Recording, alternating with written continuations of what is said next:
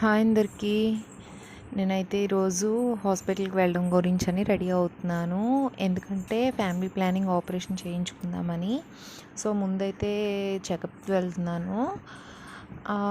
నాకైతే పాప normal delivery అయింది. సో ఏం ప్రాబ్లం లేదు.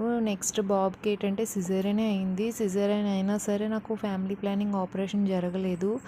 ఎందుకంటే బాబుకి కొంచెం బాగాలేదన్నారని కంగారు పడి నేనైతే గవర్నమెంట్ హాస్పిటల్లో డెలివర్ అయ్యాను.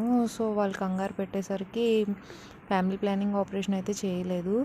సో నేనైతే బాబుకి 1 ఇయర్ అయిపోయాక వెళ్తున్నాను హాస్పిటల్కి. దాని గురించే రెడీ అవుతున్నాను. సో అక్కడ ఏమంటారో ఏంటో అని కొంచెం టెన్షన్గా అయితే ఉంది.